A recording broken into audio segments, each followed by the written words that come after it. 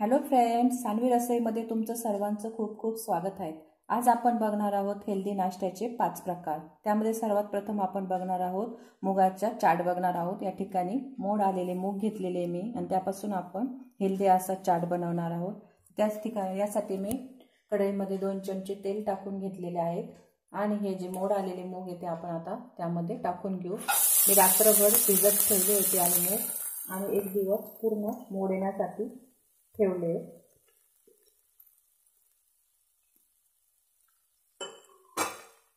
ज्याप्रमाणे आपण मटकीला मोड आणून घेतो त्याच प्रकारे मी या ठिकाणी मुगाला मोड आणून घेतलेले आहे। आपण हे जे नाश्त्याचे प्रकार बघणार आहोत एकदम कमी तेलामध्ये आणि हेल्दी कसे होतील याचा प्रयत्न केलेला आहे आणि लहान मुलांसाठी हे खूपच चांगले आहेत, त्यामुळे तुम्ही नक्की ट्राय करून बघा। यामधून तुमच्या मुलांना भरपूर प्रोटीन आणि व्हिटॅमिन्स मिळतील। तर आता आपण यामध्ये अर्धा चमचा जिरा पावडर टाकून घेऊ। आपल्याला हे शिजवायचे वगैरे नाही आहे, फक्त 2 मिनिटं आपल्याला वाफ आणून घ्यायची आहे। 1 चमचा लाल तिखट,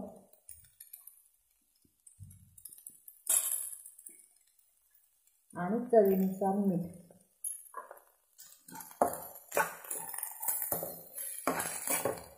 असे मुलं कडधान्य खात नाही, त्यामुळे त्यांना अशा प्रकारे जर तुम्ही चाट बनवून दिला तर ते नक्कीच आवडीने खातील। आता आपण हे 2 मिनिटं झाकून ठेवू आणि गॅस बंद करून टाकू 2 मिनिटांनी। आपल्याला फक्त 2 मिनिट वाफवायचे आहे, शिजवायचे नाही आहे। तर आपण झाकून ठेवून 2 मिनिटं। मूग आपले या ठिकाणी परतून झालेले आहेत। आपण आता ते काढून घेऊ आणि थंड होऊ देऊ आणि मग चाट बनवायला सुरुवात करू। मूग आपल्या या ठिकाणी थंड झाले आहे। आता आपण त्यामध्ये 2 चमचे बारीक चिरलेला कांदा टाकून घेऊ।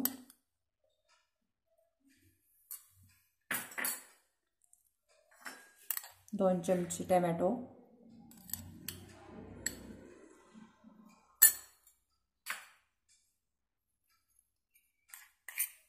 1 चमचा चाट मसाला,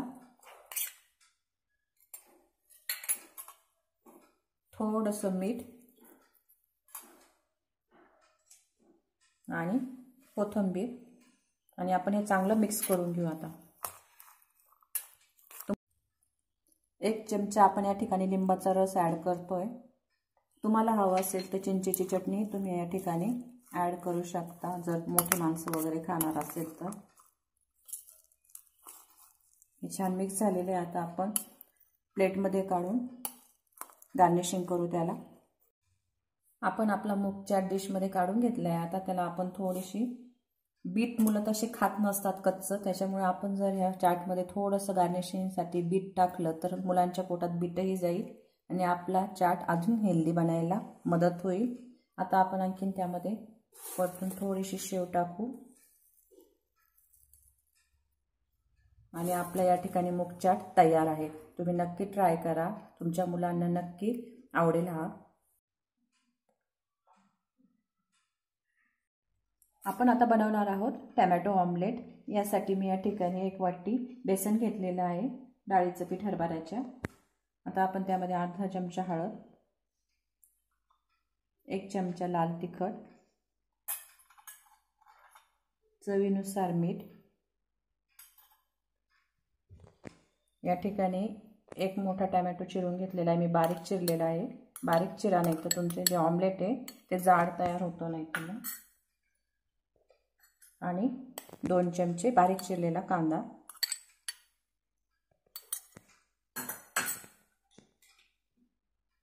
आणि कोथिंबीर। आता आपण याचं पाणी टाकून बॅटर तयार करून घेऊ।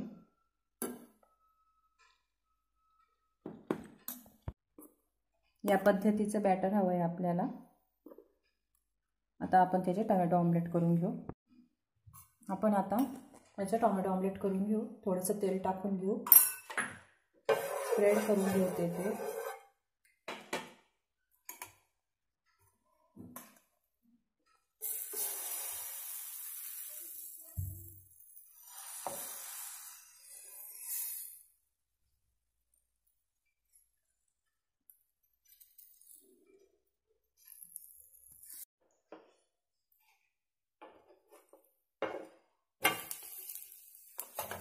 दुसऱ्या साईडने आपण थोडं तेल टाकून घेऊ आणि खरपूस असं आपण हे ऑमलेट भाजून घेणार आहोत. आणि या ठिकाणी आपले टमॅटो ऑमलेट हे रेडी आहे.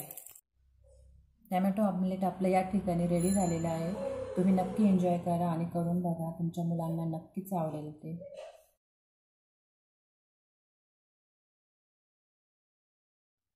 चना चाट बनवण्यासाठी मी या ठिकाणी 1 वाटी काळे हरभरे घेतले, गावरान हरभरे.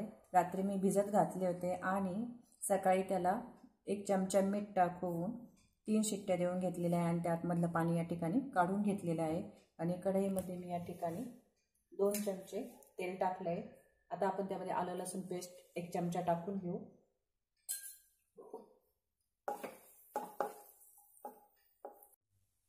आता आपण यामध्ये हे जे हरभरे आहे ते टाकून घेऊ.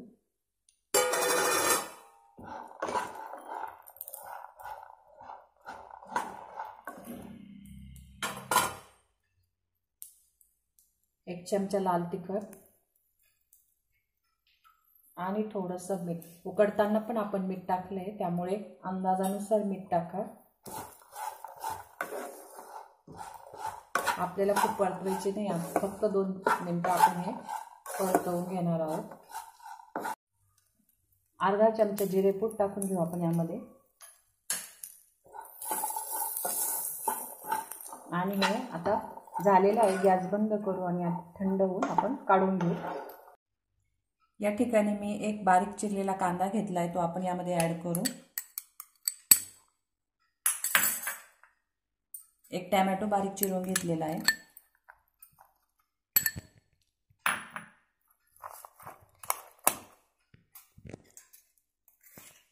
1 चमचा चाट मसाला टाकून घेऊ आपण. आणि 1 चमचा लिंबाचा रस.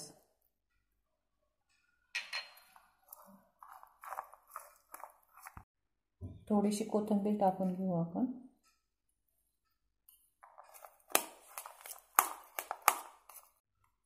चना चाट आपला या ठिकाणी तयार झाला आहे. आपण तो सर्व करून घेऊ. चण्यामध्ये आपल्या या ठिकाणी हरभऱ्यांमध्ये भरपूर प्रोटीन्स, कॅल्शियम असतात आणि त्यामुळे मुलांना भरपूर प्रोटीन्स मिळतात. त्याच्यामुळे तुम्ही हा तुमच्या मुलांना नक्की नाश्ता देऊ शकता.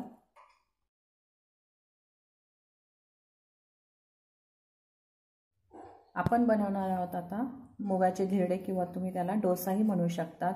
या ठिकाणी मी 1 वाटी मूग रात्री भिजत घातलेले होते.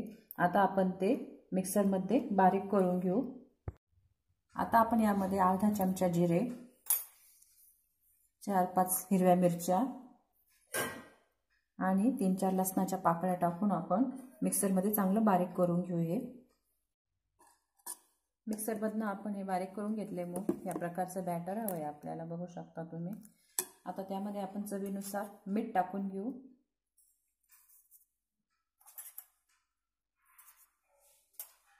आणि चिरलेली कोथिंबीर.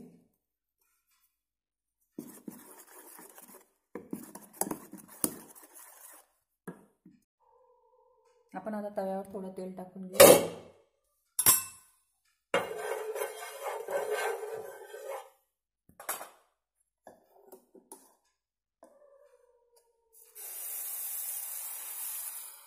आणि या पद्धतीने आपल्याला धिरडे करून घ्यायचे आहे.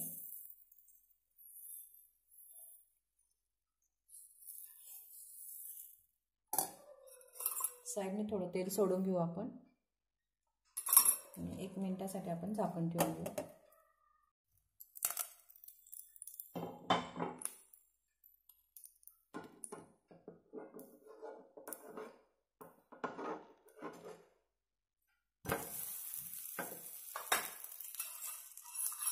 दुसऱ्या साईडने आपण थोडं तेल सोडून घेऊ आणि क्रंची असं आपण त्याला भाजून घेणार आहोत.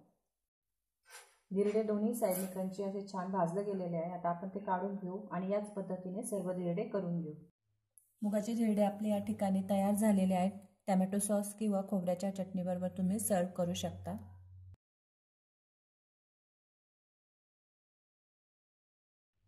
आपण बनवणार आहोत आता उपमा, व्हेजिटेबल उपमा बनवणार आहोत आपण छानपैकी। त्यासाठी मी या ठिकाणी 1 बाउल रवा घेतलेला आहे, जाडसर रवा घेतला आहे, त्यामुळे उपमा आपला छान मोकळा होतो।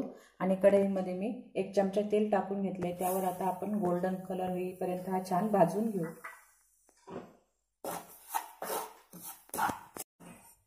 रवा आपला भाजून झालेला आहे, आता आपण तो काढून घेऊ। रवा आपण काढून घेतलेला आहे आणि या कढईमध्ये मी साधारण 2 ते 3 चमचे तेल टाकून त्यामध्ये आपण शेंगदाणे तळून घेऊ अगोदर। शेंगदाणे छान तळून झालेले आहे, आता आपण ते काढून घेऊ। आता यामध्ये आपण 1 चमचा मोहरी, 1 चमचा जिरे, मोहरी तडतडू देऊ आपण।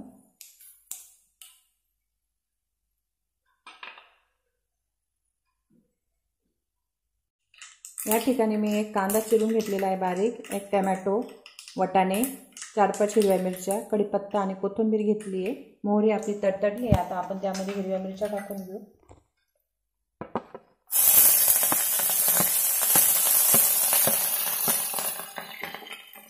कांदा आणि कढीपत्ता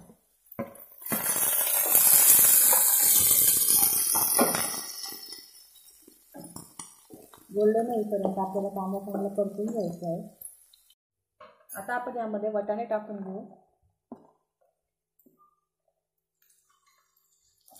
आणि वाटाणे 1 मिनिट परतून आपण त्यामध्ये टोमॅटो टाकून घेणार आहोत। वाटाणे आपले परतून झाले, आता आपण त्यामध्ये टोमॅटो टाकू आणि या ठिकाणी आपण मीठ टाकून घेऊ चवीनुसार, म्हणजे टोमॅटो हे आपले चांगले परतून निघतील मिठामुळे। आणि 2 मिनिटं आपण हे परतून घेऊ। टोमॅटो वाटाणे आपले चांगले परतलेले आहे, आता आपण जो रवा भाजून घेतला आहे तो आपण यामध्ये टाकू आणि पुन्हा 1 मिनिट परतवून घेऊ। आता आपण यामध्ये मी 2 ग्लास गरम पाणी करून घेतलेले आहे, यामधला आपण 1.5 ग्लास टाकून घेऊ आणि उरलेला आपण लागलं तर टाकणार आहोत।